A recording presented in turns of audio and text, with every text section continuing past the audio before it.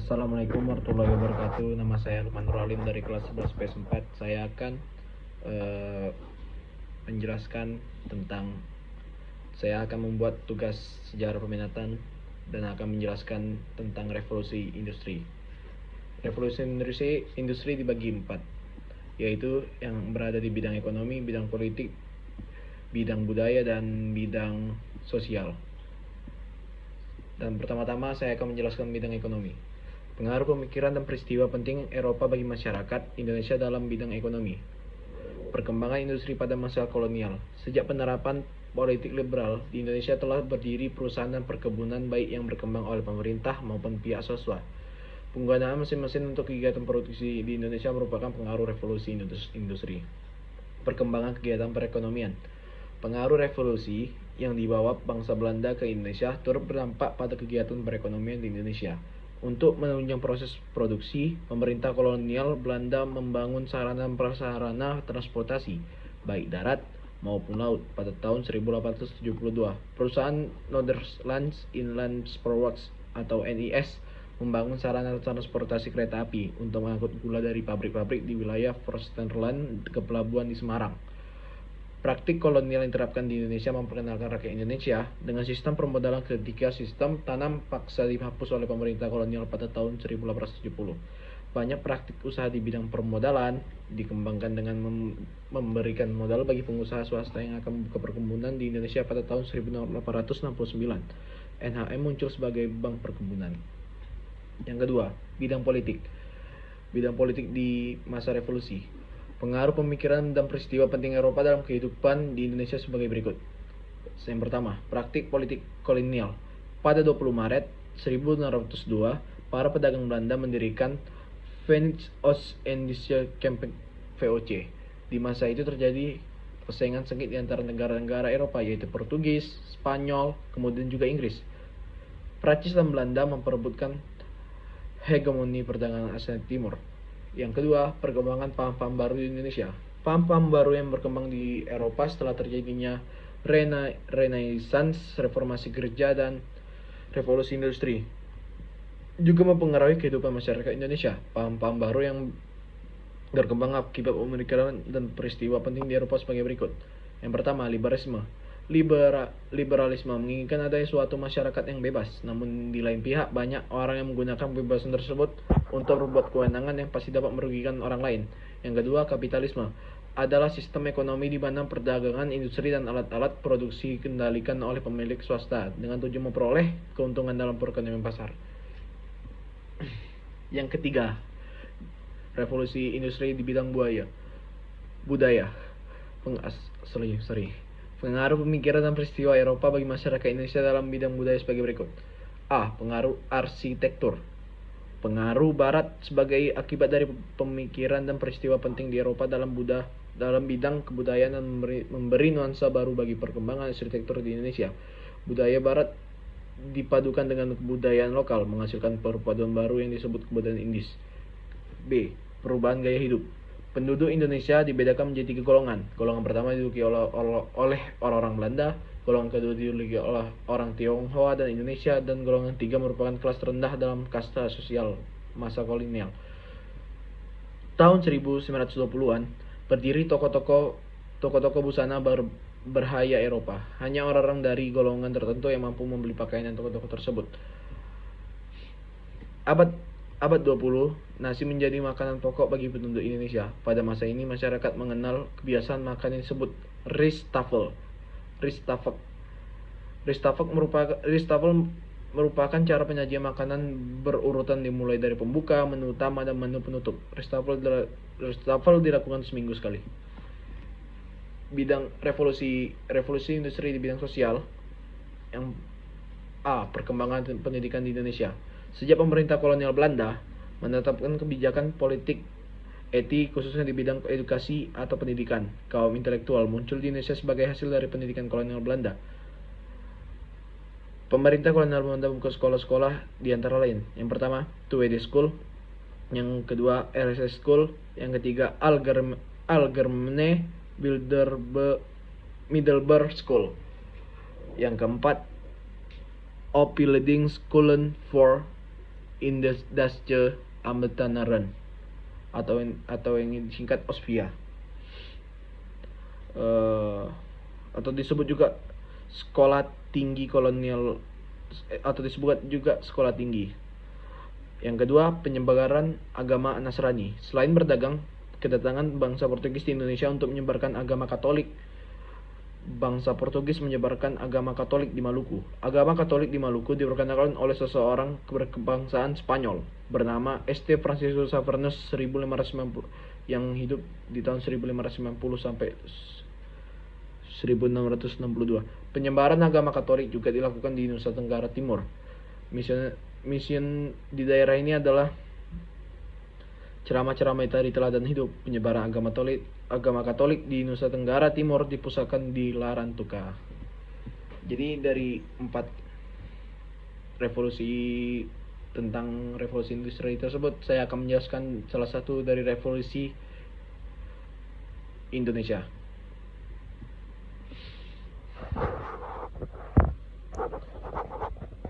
Revolusi Indonesia.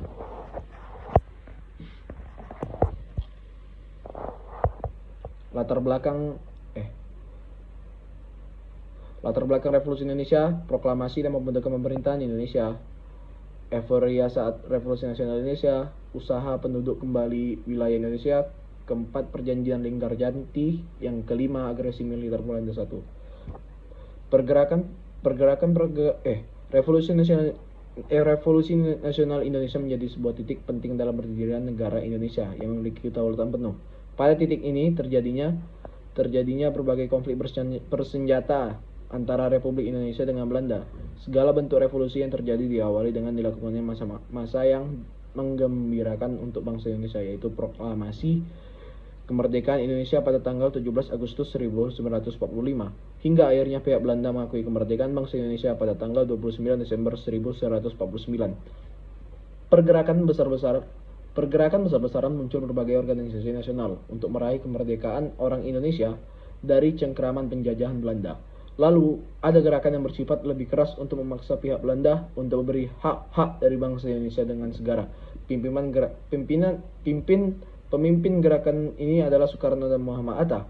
Tapi pihak Jepang dalam kurun waktu 3 bulan berhasil menguasai Sumatera, dan pihak Jepang mengambil hati rakyat Indonesia dengan menyanyikan kemerdekaan untuk Indonesia. Pada akhir bulan Agustus 1945, pemerintahan Republik Indonesia telah berdiri di Jakarta. Kemudian, kabinet presidensial dibentuk, di mana Soekarno sendiri sebagai pemimpin tertinggi, yaitu Presiden pertama Indonesia. Kemudian, Komite Nasional Indonesia Pusat dibentuk tujuannya untuk membantu Presiden serta memiliki fungsi yang hampir sama sebagai badan legislatif. Dan saya akan menjelaskan tentang revolusi Amerika.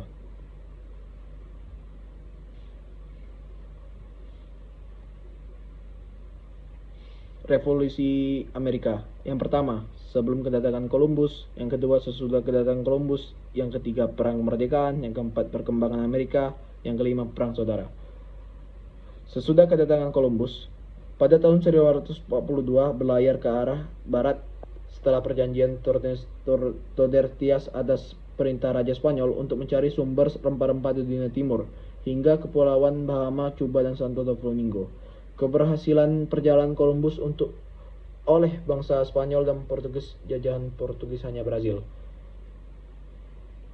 Masa kolonial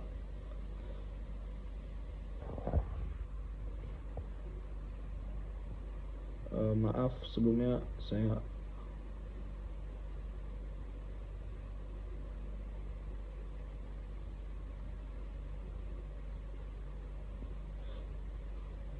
kolonial Inggris 1974 berhasil merebut New Amsterdam dan mengganti namanya menjadi New York. 1756 sampai 1763 perang antara Inggris dan Perancis. 1763 Inggris berhasil merebut daerah yang dikuasai Perancis, yaitu Kanada dan Louisiana.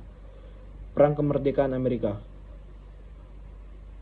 Ada beberapa faktor yang membuat perang kemerdekaan Amerika, yaitu berkembangnya paham liberalisme politik, berkembangnya libertarisme ekonomi, peristiwa The Boston Tea Party, penyebab umumnya biaya perang Inggris-Perancis, yaitu yang sangat merendah mungkin.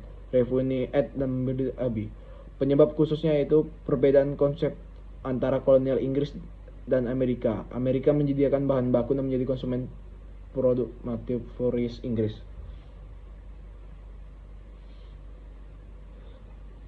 Pasca Perang Kemerdekaan 1976, Perancis mengakui kemerdekaan Amerika. Perancis mengirimkan pasukan di bawah pimpinan Jenderal Alayev untuk membantu Amerika menghadapi Inggris, balas dendam Perang Laut 7 tahun yang lalu.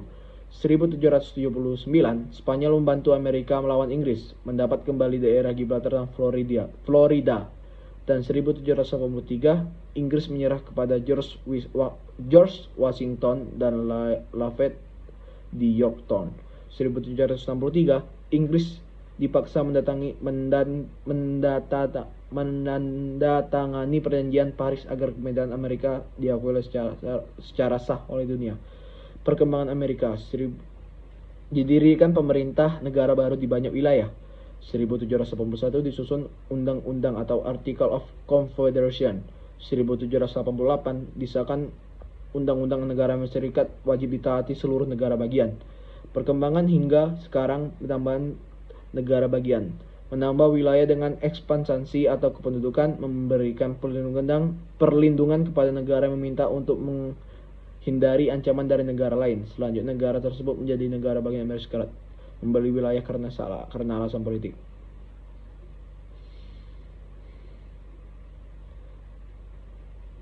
Banyak perang saudara yang dilakukan pada tahun 1861 sampai 1865.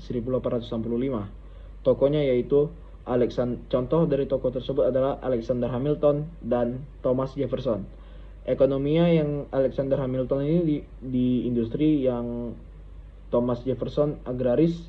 Perbudakan pada zaman Alexander Hamilton itu dilakukan yang tidak perlu. Sementara di pemikiran Thomas Jefferson perbudakan itu perlu. Kepartaian untuk Alexander Hamilton yaitu Republik, sementara untuk Thomas Jefferson itu Demokrat. Sosial bersifat demokratis, yang satu lagi aristokratis. Itu yang membuat perang saudara di Amerika pada tahun 1861 sampai 1865.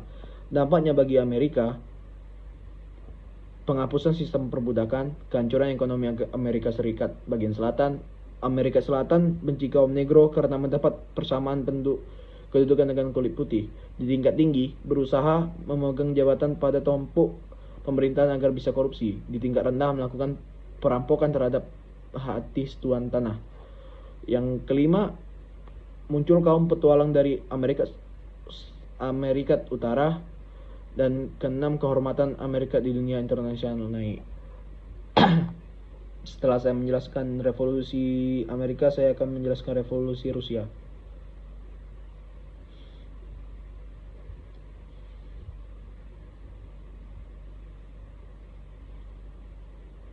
Revolusi Rusia.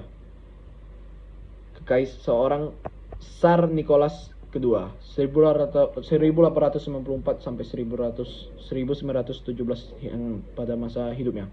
Seorang kaisar yang menjalankan pemerintahan dengan reaksioner. Latar belakang revolusi Rusia. Yang pertama, pemerintahan Tsar Nicholas II reaksioner, susunan pemerintahan Tsar yang buruk, persoalan tanah, adanya aliran-aliran menentang Tsar, perbedaan sosial mencolok, kekalahan perang dan ancaman kelaparan. Pemerintahan Tsar Nicholas II yang reaksioner.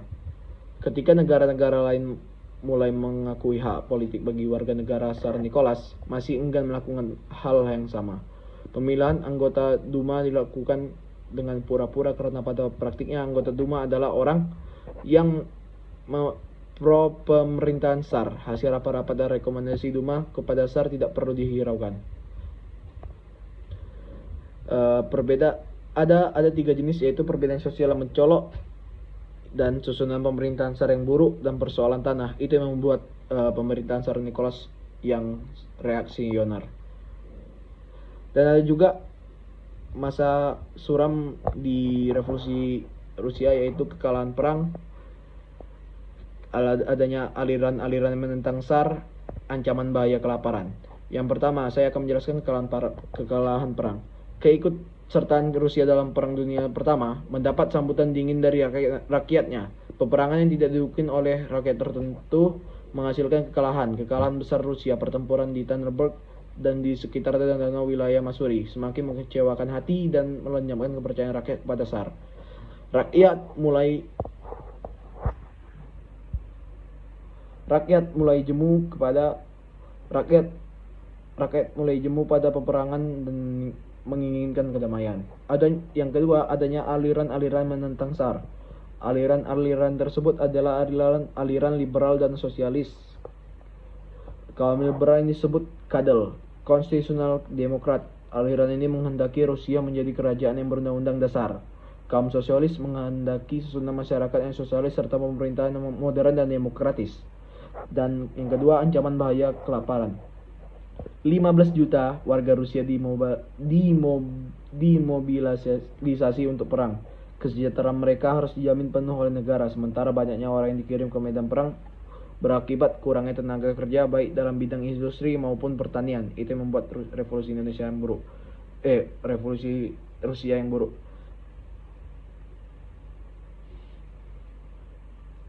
Proses terjadinya revolusi Rusia. Revolusi Februari 1917. Revolusi Februari 1917 ini dimulai dari Petrograd, sekarang Leningrad, dengan demonstrasi yang menuntut bahan makanan. Kemudian diikuti dengan pemogokan di perusahaan-perusahaan. Revolusi yang digerakkan oleh kaum kadet Mansky dan ini kemudian berhasilkan menggulingkan Tsar Nicholas II. Tampuk pemerintahan dikendalikan oleh kaum kadet dengan bentuk pemerintahan sementara. Dampak dari revolusi Rusia. Revolusi Rusia yang dimenangkan oleh kaum komunis radikal atau dalam kurung Bolshevik dalam bahasa mereka berdampak pada meluasnya paham komunisme di dunia.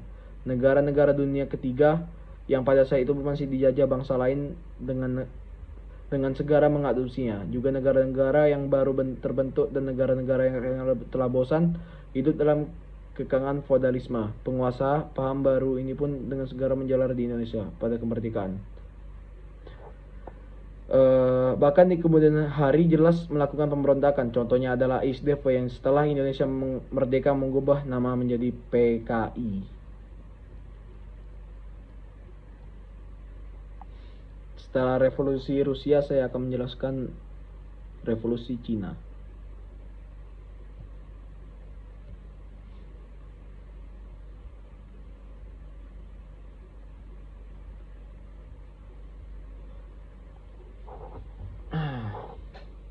Proses revolusi Cina. Revolusi Cina diawali adanya beberapa peristiwa berikut. Yang pertama, Perang Candu. Perang Candu 1 terjadi ketika 2000 ton candu milik orang Inggris di kanton Cina dibakar oleh orang-orang Cina atas perintah Manchu. Inggris marah dan menyerbu kanton. Manchu tak mampu menghadapi serangan Inggris dan Cina menyerah pada Inggris. Perang diakhiri perjanjian Nanking 1242 Yan berisi ketentuan sebagai berikut. Inggris berhak mendapatkan Hong Kong. Inggris mendapatkan hak ekstrarial. 5. Pelabuhan Cina dibuka untuk bangsa asing. Cina membayar kerugian perang. Dampak Perang Candu 1 adalah Cina terbuka lebar untuk bangsa asing dan kedaulatan Cina diinjak-injak oleh bangsa asing. Pemberontakan Taiping 1850. Pemberontakan Taiping terjadi karena Manchu dianggap lemah terhadap bangsa asing, makin merajalela di Cina ini sebagai dampak pembukaan Cina setelah kalah dalam Perang Candu dan II. Pemberontakan Boxer disebut juga dengan tinju keadilan. Pemberontakan Boxer merupakan pemberontakan terbesar kedua di Cina. Pemberontakan Cina merasa tidak puas terhadap keadaan yang terjadi di Cina. Pimpinan adalah Ratu Seji. Akhir dari revolusi Cina, bangkitnya nasionalisme Cina. Cina Selatan kecewa terhadap bangsa asing dan kepada dinasti Manchu yang juga dinasti asing semakin luas. Rakyat Tiongkok marah tanggal 10 bulan 10 1911 atau Double Tin Day. Meletuslah revolusi di Wuchang dipimpin oleh Dr. Sun Yat-sen. Ia mempromosikan Republik Tiongkok meliputi Cina Selatan dengan ibu kota di Kanton. Pada 1949, kubu nasional tersingkir dari daratan Cina.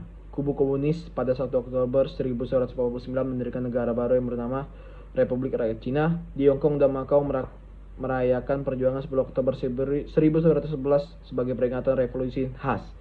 Sedangkan Republik Cina dan Taiwan menjadikan 10 Oktober 1911 sebagai hari jadi negara mereka. Sekian dari Lukman Nur Halim. Apabila ada kesalahan mohon dimaafkan. Saya Lukman Nur Halim dari kelas 11 PS4 mengundurkan diri. Wassalamualaikum warahmatullahi wabarakatuh.